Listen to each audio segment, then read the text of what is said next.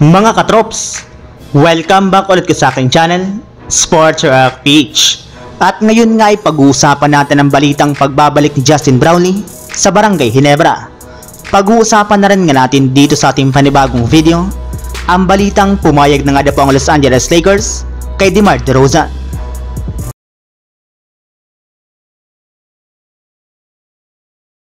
Sa pag-uumpisa nga po ng mga laro ng 2023 PBA Commissioner's Cup, ay may kumalat nga po na balita sa internet na dumating na nga po sa Pilipinas si Justin Brownlee para umattend sa opening day.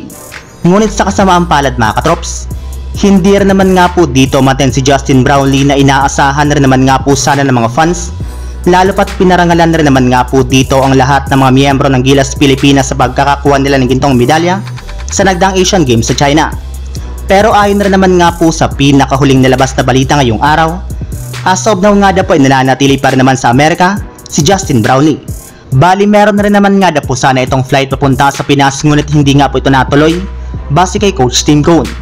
Ayon pa nga dito mga katrops, sinabihan nga po sila na noong nakarang linggo ay lalabas ang desisyon kay Brownlee, ngunit sa hindi nga po inaasahan ay hindi rin naman nga po ito nilabas. Sa ngayon nga po ay naghihintay pa rin naman sila sa desisyon ng FIBA sa magiging suspension ni Justin Brownlee. Hindi rin naman nga po nakikipag-usap si Coach Tim Cone sa SBP at sa Gilas Pilipinas patungkol sa kanilang import, gayong hindi rin naman nga po ito ang kanyang role. Pero ayon na rin naman nga po sa pinakahuling nilabas na balita ngayong araw, matutuloy na rin naman nga po ang pagbabalik ni Brownlee sa Pilipinas sa darating na November 11 para sumali sa Barangay Ginebra bilang kanilang coaching staff. Samantala, punta naman tayo sa ating sunod na pag-uusapan sa balitang pumayag na nga po ang Los Angeles Lakers sa trade ni DeMar DeRozan. Katulad nga po ng naibalita ko sa inyo mga katrops, pagkatapos nga po na matalo ang Los Angeles Lakers sa kanilang huling game laban sa Miami Heat, ay bumagsak na nga po ang kanilang record sa 3 wins at 4 losses standings ng Western Conference. At ang masakit pa nga po dyan mga katrops, ay meron na rin naman nga po sila ngayong 2-game losing streak at hindi pa nga po sila nanalo ni sa mga best sa kanilang mga road games ngayong season. Yes, sila na nga po ang bagong Golden State Warriors ngayong season na nahirapan rin naman last season na manalo sa kanilang mga road games. Kaya dahil nga po dyan ay marami na nga po sa kanilang mga fans ang kumbinsido na kailangan na nga po talaga nilang gumawa ng trade ngayong season.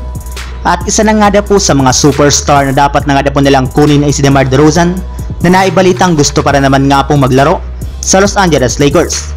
Yes, payag na nga po ang mga Lakers fans na kunin si DeMar DeRozan mula sa Chicago Bulls, basta't gagamitin nga po nila dito ang trade offer ay si D'Angelo Russell na nagkakaroon na nga po ng sunod-sunod na malalamyang laro ngayong season. So yun lang mga katrops, ang handog kong story ngayong araw. Sana nag-enjoy kayo, please like and subscribe my YouTube channel, Sports React PH, para sa iba pang story at update patungkol sa NBA. Kita-kits muli sa ating susunod na video.